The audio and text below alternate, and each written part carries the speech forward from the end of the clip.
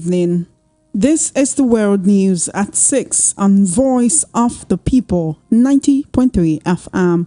My name is Ijeoma Innocent, and these are the top stories. Atiku holds World Press Conference, calls on Obi Kwankwaso for support in President's certificate for Drake case. APC spokesman attacks Atiku, says his career has come to a standstill. Senate summons service chiefs over rising spate of insecurity, and the DPO and 3 policemen shot. Houses raised in Osun communal clash. On the foreign scene, President Biden approves new section of border wall as Mexico crossings rise. Details now.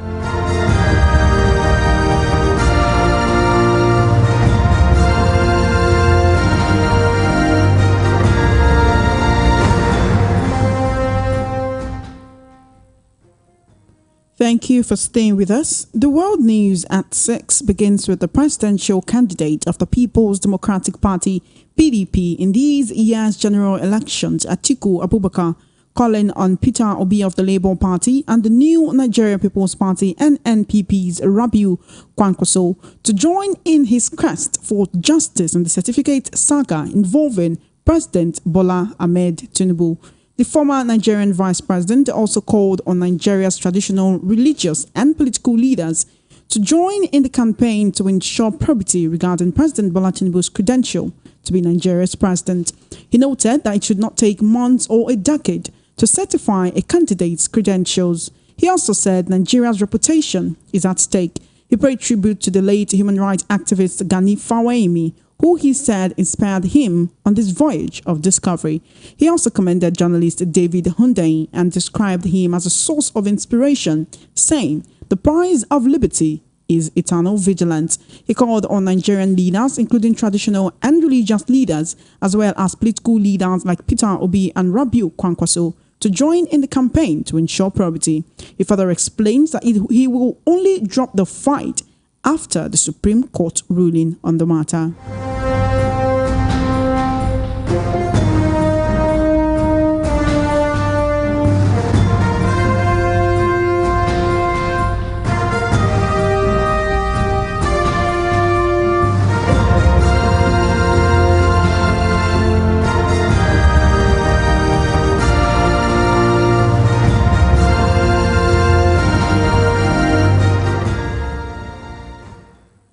Meanwhile, the National Publicity Secretary of the All Progressives Congress, APC, Felix Morka, has tackled Atiku Abubakar for filing a suit against President Bola Tinubu over his academic records at the Chicago State University.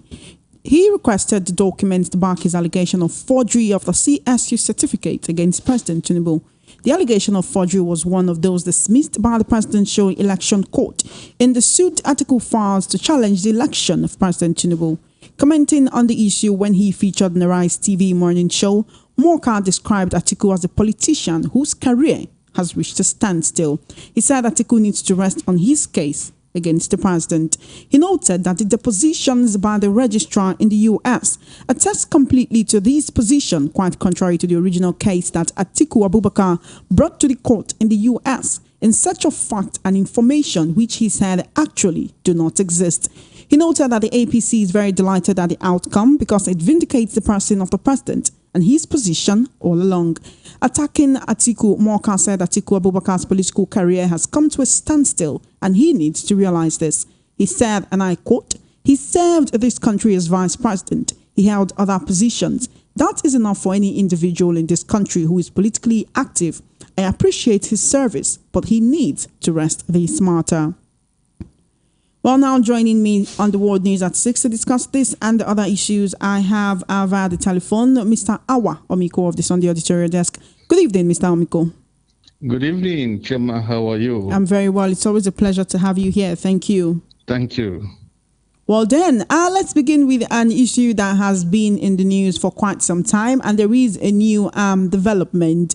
Of course, you know that recently Atiku finally got what he's been chasing for some time now, where CSU via court ruling was compelled to finally release the actual certificate of the president to show whether or not he graduated from their institution of higher learning. Now, after this, Atiku finally today held a world press conference, and he did say a lot of things. One of the things that he said was he called on Peter Obi, he called of the Labour Party. He also called on Kwankwaso of the NNPP to support him, to join hands with him, in this case of the president's certificate forgery, or alleged forgery of the president's certificate. Now, not just that, he also, said that he would like for other Nigerians to join him in his quest for justice.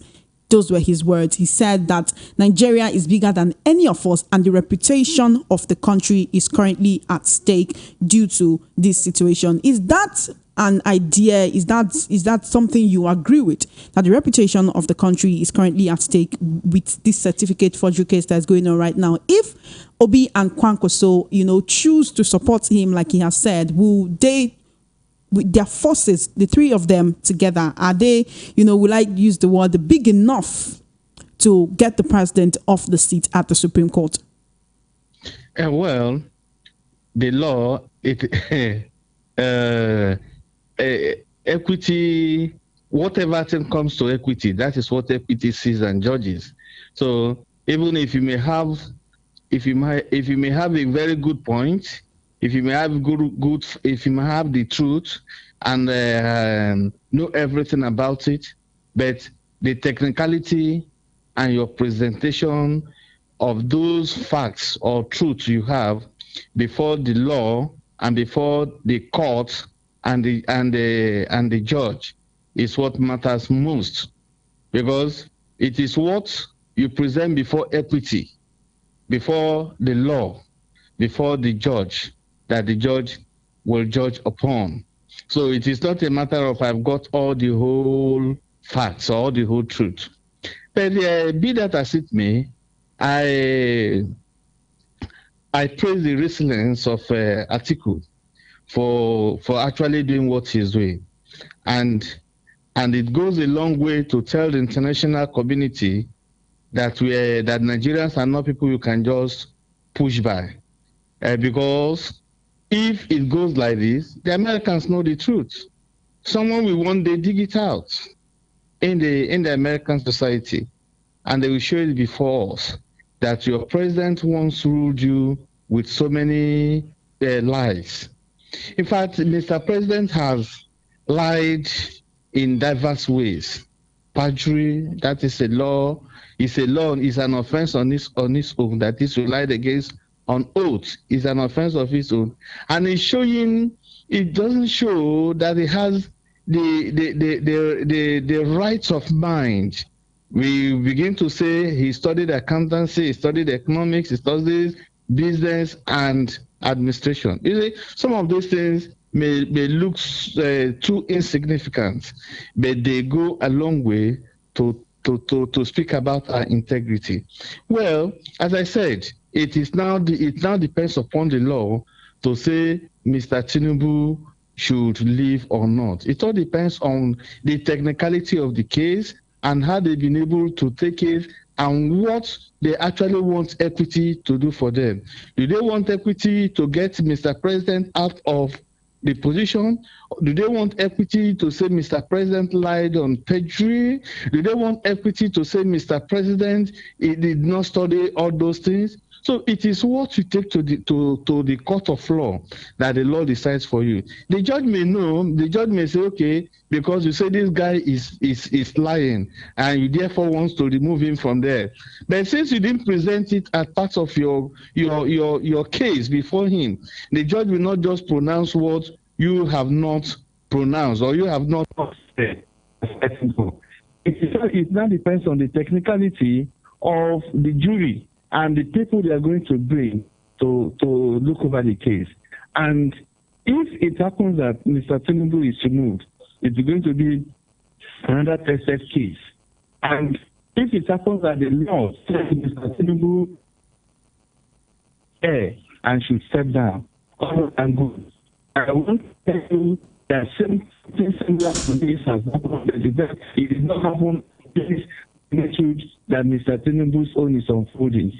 Forget the Buhari, forget the cases of Eminem and Reverend. And if you go ahead and on, you remember that forced certificates in diverse ways in the ministries, as governor, as one federal character, or the other one, the offices. Maybe the case is of how to handle the case. But I still stand.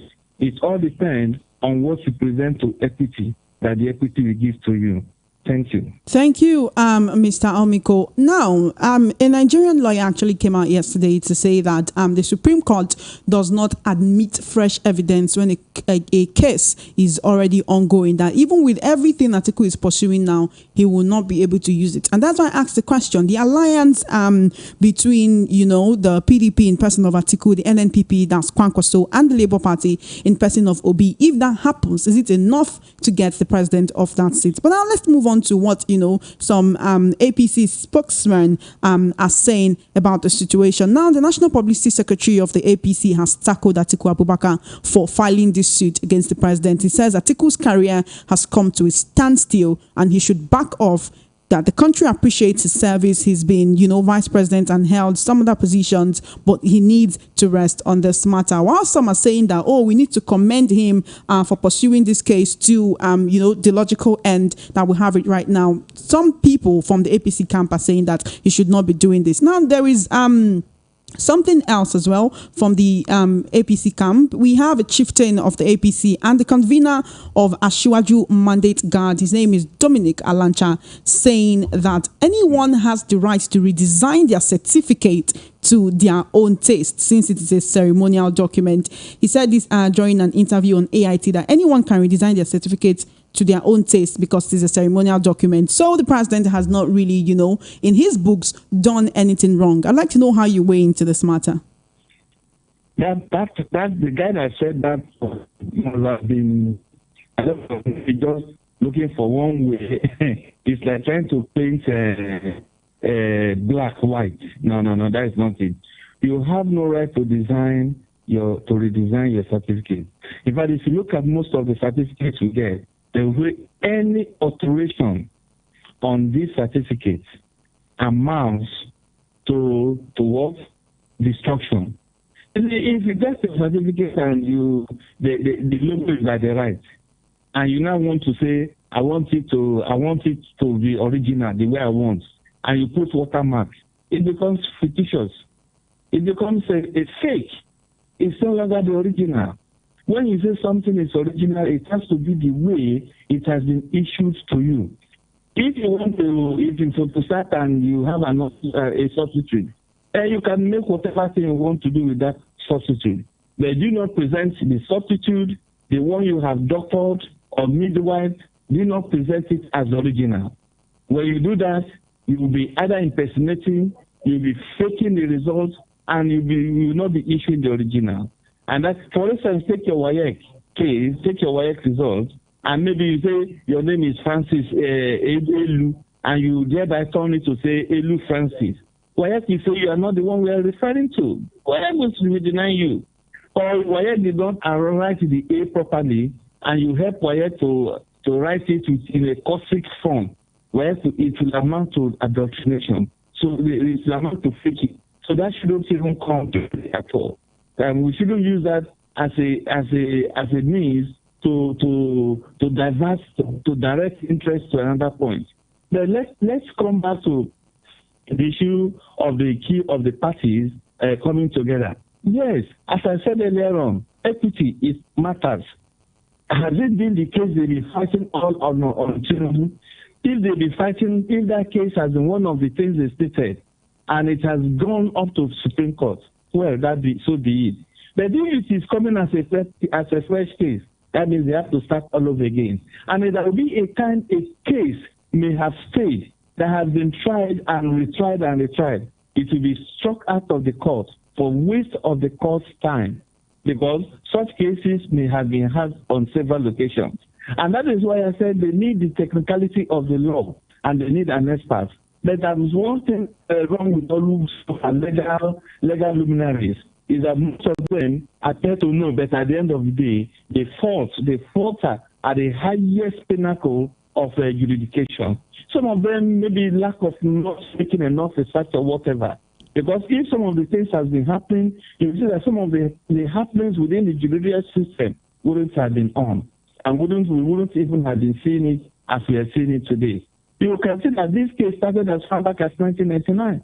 And even to the extent the former president was even the former vice president, which is Osinbajo, actually intervened at a point.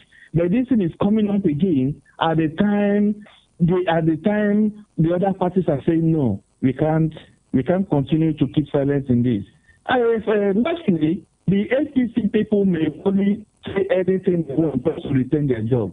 But the issue is that we need to hear this case out. I know how it has been handled, that there will be a real occurrence. And what they are trying to do in our political laws and in our political processing is that there must be a precedent. And once there is a precedent, something of such, they say, no, this exercise has been taken. And it shouldn't take the people's money, the taxpayers' money, to travel here and there and on a case that has been handled before. So, and his allies to see this case to conclude it, to see to the last point and know how it's going to end. This will help to know and to draw precedents and to know handle it in case it happens in the United States. Thank you. Thank you, Mr. Omiko. My final question on this particular topic, just before you go, will be this. Yesterday, the CJ and Olukayode Ariwola said that emotions cannot influence judgment, no matter how the people feel, that the judges will always rule according to the dictates of the law. And, just as another Nigerian lawyer has said that fresh evidence cannot be admitted, but there are cases where exceptions are made. If an exception is made in this case, and this, this evidence that Atiku has sought and has found is admitted at the Supreme Court appeal that Peter Obi and even Atiku himself has filed, in your view, is this enough to disqualify the president, as has been championed in some quarters? Just yesterday as well, the Human Rights Writers Association, of Nigeria called for the president's disqualification on the basis of identity theft and the certificate forgery. If this case is admitted at the Supreme Court, is it enough to disqualify the president? Yes, it's enough to impeach him. What will do that he will be impeached, and if he's impeached, he will be tried for criminal offense. Is that something you see happening, though? Anything can happen before the law. Although the law, I'm just saying, in case it happens, he will be impeached. That's the first thing. And once he's impeached, he'll be tried for criminal offenses and for deceiving Nigerians. But in law, it is the judges that interpret the law, and judges are human beings. So they could begin to use the spirit of the law and the law itself. And when they begin to speak the technical language and languages of the law, and they begin to look at the gravity of the case, they begin to give it a diverse meanings. And that is why the people will tell you that the law is an ash. You see that? It could come by tomorrow, you discover that everything Atiku has gathered, they will just use one technical language to tell you that they are not related to the case at hand. That even when you seem to apply it to the case at hand, that it means you have to bring in a fresh filing. And when you are doing fresh filing and fresh filing, if you know how this have lasted, before you know it, they will begin to speak another technical language. So why I so much believe that this case should continue, let Nigerians see how it's going to end, so that we will be able to say by tomorrow, this was exactly what happened and this was how it has played out. You need to see people begin to talk from different parts of their mouths, and that is those that don't know the law too well. But the first thing is that if by tomorrow if by tomorrow the Supreme Court finds Tinubu guilty, I've told you what will happen. And if by tomorrow the Supreme Court says Atiku people are bringing an ultra-virus instinct into it, the case will not be looked into. And that is why we need to be dynamic, we need to follow up, we need to have focus on the laws, and we need to be on it to show that the lawyers, the judges themselves, practice what they have said. And the judges are the interpreters of the law, not the angels. And the judges are human beings. And remember, the judges could equally be subjective based on the side effects and based on the gravity of things to come when passing their judgment. And that is why we never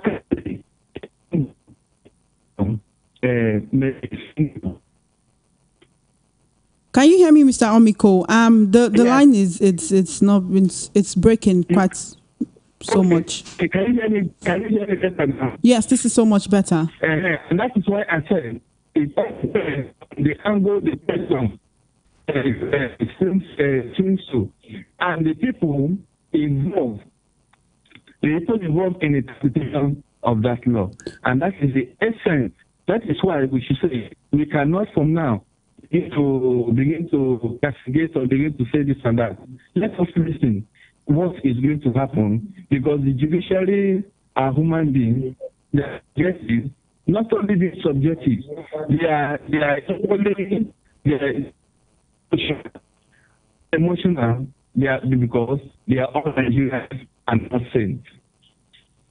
Thank you. Thank you so much, Mr. Omiko, for joining me on the World News at 6. I'd like to just, ask one final question before you go. This time around is the final question. There have been different interpretations ever since this certificate was released. I want you to speak briefly on that. Atiku's lawyers, they are bent on this hill that the certificate was forged, but the APC camp is saying no, actually, that what the CSU released is actually, they are trying to say that, oh, it is genuine, but Atiku's camp is saying no. What the CSU is trying to say is that it is forged. If you've gone through this, if you've perused it, what is your own interpretation?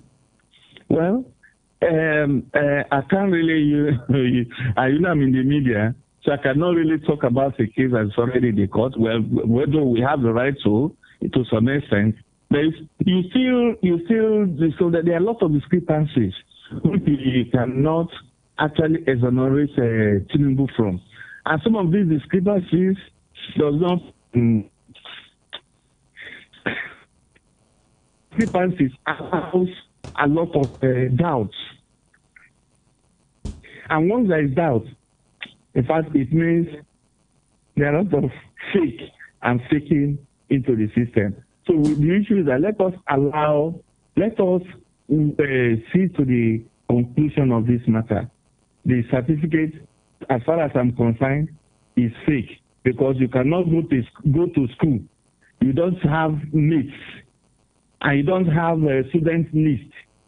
You keep on saying you went to this school, therefore, from Toronto to Chicago, even to the one in Ibadan. What manner of man are you that you will not even have anybody that will say, yes, this was it? Even Old Boys Association, even your yearbook, can't your yearbook determine what about your ID card, your student number? Where are they? How about the student number? You mean you don't have friends? Even if you are as poor as anybody, you mean you still don't have somebody as poor as you are that can be your friend?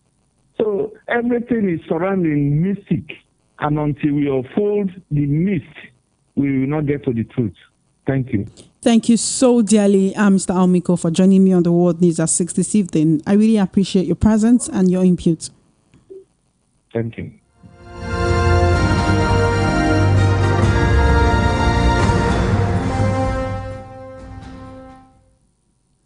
In the meantime, the Kebbi State Elections Petitions Tribunal, sitting in Birnin Kebbi, the state capital, has affirmed the election of Governor Nasir Idris. The three-man panel led by Justice Ofem I. Ofem dismissed the petition of the candidate of the People's Democratic Party (PDP), Major General Aminu Bande, for failing to defend and prove the claims that the election was marred with irregularities. The PDP's petition was hinged on the originality of the testimonial that the Deputy State Governor Umar Abubakar, election malpractice and overvoting. They told the tribunal that the election was not conducted in substantial compliance with the Electoral Act. In another development, the Senate today summoned the service chiefs in the country to brief it in a closed door on steps being taken to mitigate rising cases of insecurity in the country. The service chiefs include the Chief of Defense Staff, General Christopher Musa, the Chief of Army Staff, Lieutenant General Taoreed Lagbaja, the Chief of Air Staff, Air Marshal Hassan Abubakar, and the Chief of Naval Staff, Vice Admiral Emmanuel Ogala. It called on the military and other security agencies to conduct special operations to dislodge the bandits in the Northwest Zone and other parts of Nigeria with similar experience. The Reed Chamber also urged the various security agencies in Nigeria to be more proactive and to ensure that all kidnapped victims in the country, including students kidnapped in Katsina, NYSC members kidnapped in Zamfara State, and students kidnapped from Federal University Gusau, among others, are all released without delay. In a tragic development, 4 policemen, including a divisional police officer DPO, have been shot during the communal clash between Ilobu headquarters of Irekpodun Council and the Ifon headquarters of Orolu local government areas of Osun State. The patrol van of the policemen, including houses located in the warring communities, were also razed down by arsonists. The Osun State government had raised an alarm that a clash may occur after youths were sighted brandishing weapons on Wednesday night. Confirming the developments, the police public relations officer of the Osun State Command, Yemisi Okbalola, disclosed that 4 policemen were shot and the patrol van was burst. Meanwhile, the Osun State Deputy Governor Kola Adewusi led a government delegate to the boundary of the warring communities. The Osun State Governor Ademola Adeleke has warned that the parcel of land in contention between Orolu and Irekpodun local government has been seized by the state government. Governor Adeleke made this known as the first edition of the Ikpade Mole, a public accountability platform held in Osogbo today. You're still listening to the World News at 6 on Voice of the People 90.3 FM. Now on the foreign scene, U.S. President Joe Biden's administration is to build a section of border wall in southern Texas in an effort to stop rising levels of immigration. Around 32 kilometers will be built in Starr County along its border with Mexico, where officials report high numbers of crossings. Building a border wall was a signature policy of Donald Trump as president and was fiercely opposed by Democrats. In 2020, President Biden promised he would not build another foot of wall if elected. His administration passed a proclamation soon after taking office that said building a wall across the southern border is not a serious policy solution. In a statement on Wednesday night, the U.S. Customs and Border Protection defended the latest move, saying it was using funds already allocated for a border barrier. The rising number of illegal border crossings had made the issue a vulnerable one for the president. More than 245,000 crossings have been made this year in the Rio Grande Valley area alone. According to government data, and September is expected to be a record month. Several U.S. cities said they are feeling the strain of the influx. President Biden's Secretary of Homeland Security referred to an acute and immediate need to build a new section of wall and to prevent unlawful entries. Now to wrap up the world news at 6, here are the top stories again. You heard that Atiku held a world press conference and has called on Obi and the Kwankwaso for support in President Tinubu's certificate forgery case. APC spokesman attacks Atiku, says his career has come to a standstill. Senate summoned service chiefs over rising cases of insecurity, and DPO and 3 policemen shot, houses razed in Osun communal clash. On the foreign scene, President Biden approves new section of border wall as Mexico crossings rise. And that is a wrap on the world news at 6. My name is Ijeoma Innocent. Please follow our social media handles at VOP903FM for coverage of your live events and brand news mentioned on the news bulletins. Do send a mail to news@voiceofthepeople.ng. Good evening and thank you for listening.